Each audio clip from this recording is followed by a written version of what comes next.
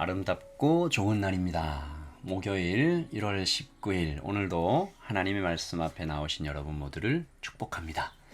오늘부터 이제 마태복음을 함께 보게 되는데요. 오늘 주신 하나님의 말씀은 마태복음 1장 1절부터 17절까지 말씀입니다. 함께 보겠습니다. 아브라함과 다윗의 자손 예수 그리스도의 계보라. 아브라함이 이삭을 낳고 이삭은 야곱을 낳고 야곱은 유다와 그의 형제들을 낳고 유다는 다말에게서 베레스와 세라를 낳고 베레스는 헤스론을 낳고 헤스론은 람을 낳고 람은 아미나답을 낳고 아미나답은 나손을 낳고 나손은 살몬을 낳고 살몬은 라합에게서 보아스를 낳고 보아스는 룻에게서 오벳을 낳고 오벳은 이새를 낳고 이새는 다윗 왕을 낳으니라.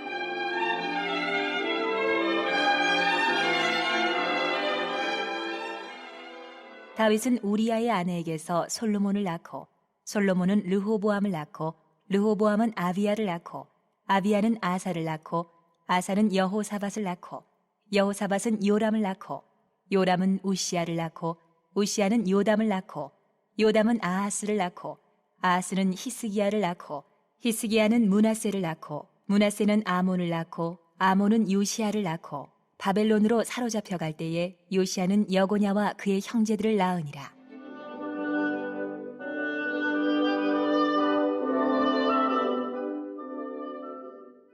바벨론으로 사로잡혀 간 후에 여고냐는 스알디엘을 낳고 스알디엘은 수룹바벨을 낳고 수룹바벨은 아비훗을 낳고 아비훗은 엘리야김을 낳고 엘리야김은 아소르를 낳고 아소르는 사독을 낳고 사독은 아킴을 낳고 아킴은 엘리웃을 낳고 엘리웃은 엘르아살을 낳고 엘르아살은 마단을 낳고 마단은 야곱을 낳고 야곱은 마리아의 남편 요셉을 낳았으니 마리아에게서 그리스도라 칭하는 예수가 나시니라.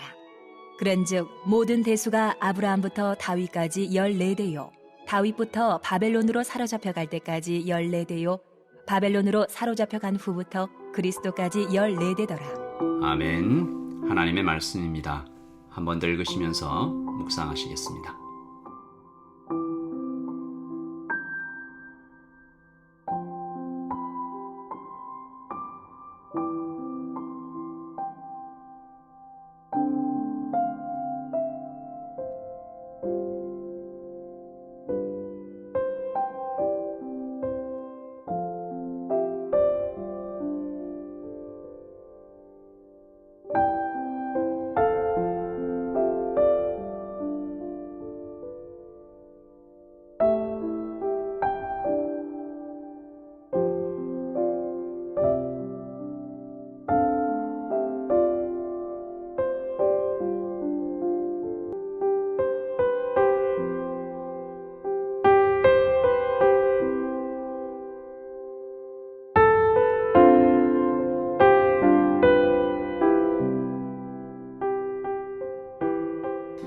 예수님의 족보죠. 이 마태복음 1장을 보니까 예전에 한 분이 말씀하셨던 이 우스갯소리가 조크가 좀 생각이 나는데요.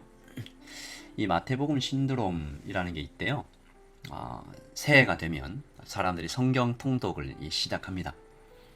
창세기, 출애굽기 이게 재밌어요. 이게 쭉 읽어 내려가는데 레위기가 나오면 마음이 답답해지는 거죠. 어려워요. 그래서 안 되겠다. 너무 어렵다. 신약부터 읽어야 되겠다. 신약으로 넘어가면 뭐가 나와요? 마태복음이 나옵니다. 족보가 쭉 나와요.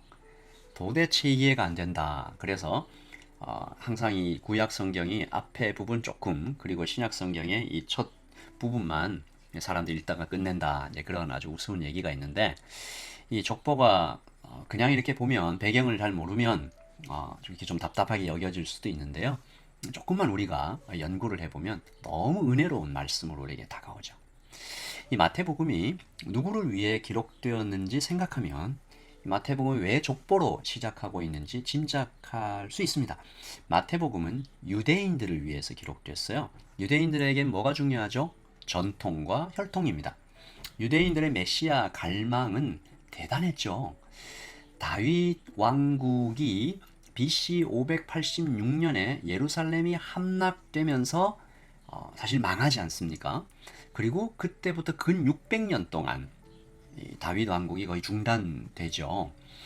그러니까 그 600년 동안 유대인들이 언제 다윗 왕궁이 다시 세워집니까? 메시아는 언제 오십니까? 이런 갈망이 있는데 마태가 거기에 대고 아주 정통으로 딱 얘기하는 겁니다. 예수님이 바로 그분이시다.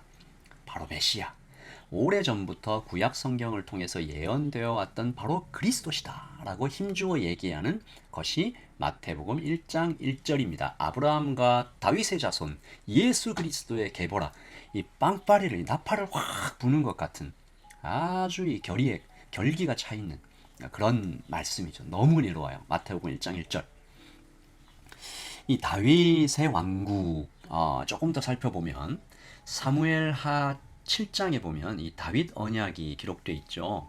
다윗의 후손이 세울 나라는 영원히 견고하고 보존될 것이다. 그리고 선지자 이사야도 한 아기가 나올 텐데 이 아기는 신비로운 호칭으로 이제 불릴 것이다. 기묘자, 모사, 평강의 왕. 그런 아기가 태어나는데 그 아기가 어디에? 다윗의 왕위에 앉아서 그리고 그 다윗의 나라는 이 공평과 정의로 영원히 계속될 것이다. 예언한 거죠. 그 예언을 쫙 담아서 마태복음 1장 1절이 딱 선포가 되는 겁니다. 아브라함과 다윗의 자손 예수 그리스도의 계보라. 그리고 오늘 17절요. 이 17절 말씀도 굉장히 의미심장한데 17절 그런즉 모든 대수가 아브라함부터 다윗까지 14대요. 다윗부터 바벨론으로 사로잡혀갈 때까지 14대요. 바벨론으로 사로잡혀간 후부터 그리스도까지 14대더라. 그러니까 아브라함 나오죠. 다윗 나오죠. 그리고 중간에 가시면 히스기야와 요시야 그리고 조금 더 가시면 사독과 엘르아살 다 직분들이 달라요. 좀 겹치는 분들도 있지만 이 세 가지 직분입니다. 선지자, 왕, 제사장들의 이름이죠. 여러분 선지자, 왕, 제사장 이 세 단어를 함께 들으면 어떤 단어가 떠올라요? 그리스도입니다. 구약 시대에 기름 부음 받아 세워졌던 특별히 선택되었던 세 가지 직분 선지자, 왕, 제사장, 그리스도. 그러니까 마태는 예수님께서 예언된 메시아로 오신 그리스도라는 사실을 1절에 쾅 그리고 17절에 쾅 그렇게 강력하게 선포하고 있는 것입니다. 이것이 마태복음에 나온 족보의 이 대략적인 큰 의미고요. 하지만 이 족보에는 정통성과 이런 예언의 성취 이외에도 또 살펴봐야 할 그 은혜로운 것들이 있습니다. 첫째, 이 족보를 좀 자세히 보시면 첫째가 아닌 둘째 혹은 넷째 그리고 막내 그렇게 이 족보가 이어져 와요. 유대인들은 첫째 아들을 얼마나 중요하게 생각해요. 근데 보시면 야곱은 이삭의 둘째 아들이죠. 유다는 야곱의 넷째 아들이에요. 그리고 다윗은 형제 중에 막내입니다. 그것도 아버지 이새에게서 아예 잊혀졌었던 아들이에요. 무슨 말이에요? 예수님께서 첫째가 아닌 둘째를 통해 라헬이 아닌 레아의 아들을 통해 또 아버지로부터 잊혀진 막내를 통해 그렇게 오셨다라는 것입니다. 우리에게 있어 얼마나 은혜로운 하나님의 말씀인가요?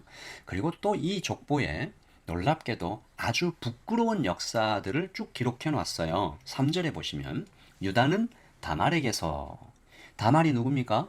남편이 죽었어요. 그런데 시아버지 유다를 속여서 유혹해서 동침해서 아들을 낳습니다. 이 무슨 일이에요? 그리고 5절에 라합이 기록되어 있는데 라합 또한 이방신의 사자였으며 또 동시에 매춘을 하던 그런 여인이었습니다. 그리고 6절에는요. 더 놀랍죠. 6절은 아예 그냥 딱 못 박아놨어요. 이새는 다윗 왕을 낳으니라. 다윗은 우리아의 아내에게서 솔로몬을 낳고 아예 그냥 우리아의 아내라고 기록되어 있어요. 망신도 이런 망신이 없죠. 이렇게 오늘 족보에 첫째가 아닌 둘째, 자랑스럽지 않은 수치스러운 이름들, 사건들, 그리고 또 여인을 무시했던 유대인들의 관습과 다르게 여인의 이름을 5명이나 기록하는 등 이 중심이 아닌 변두리 이야기들, 정상이 아닌 바닥의 이야기들이 한가득 이렇게 기록되어 있어요. 이게 무엇을 의미할까요? 두 가지죠. 첫째, 역사적이다. 둘째, 복음적이다. 마태는 예수님의 제자 아니겠습니까? 제자가 스승을 소개할 때 그것도 경배받으실 하나님의 아들을 소개하고 있는데 유대인들에게 정통을 중요하게 생각하는 유대인들에게 소개할 때 좀 좋은 것들 위주로 쓰고 싶지 않았겠어요? 만약에 자기의 생각이 조금이라도 들어갔다면 한 회사의 사장이 자서전을 내도 여기저기 좀 손을 보고 좋은 건 좀 부풀리고 안 좋은 건 숨기고 그러니까 마태복음은 뭐 다른 복음서 다 마찬가지지만 마태복음은 진실을 말하고 있음을 역설적으로 보여주는 것이죠. 마태는 자기 생각을 조금도 넣지 않았다는 것입니다. 역사적 사실을 있는 그대로 진술하고 있는 것이죠. 그리고 둘째, 복음적입니다. 우리 주님께서 이 땅에 왜 오셨는지 둘째를 통해 막내를 통해 부끄러운 이름들을 통해 이 여인들의 이름을 기록된 것을 통해 우리 주님께서 이 땅에 왜 오셨는지 질문을 받았을 때 누가복음 4장 18절에 이렇게 밝히시죠. 주의 성령이 내게 임하셨으니 이는 가난한 자에게 복음을 전하게 하시려고 내게 기름을 부으시고 나를 보내사 포로된 자에게 자유를 눈먼 자에게 다시 보게 함을 전파하며 눌린 자를 자유케 하며 주의 은혜의 해를 전파하게 하려 하심이라.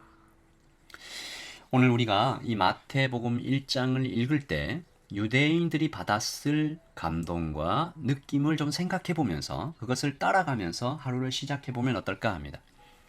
1장 1절을 보면서 와, 예수님께서 바로 그 다윗의 자손, 예언된 메시아, 완벽한 정통성을 가지고 오신 분이구나.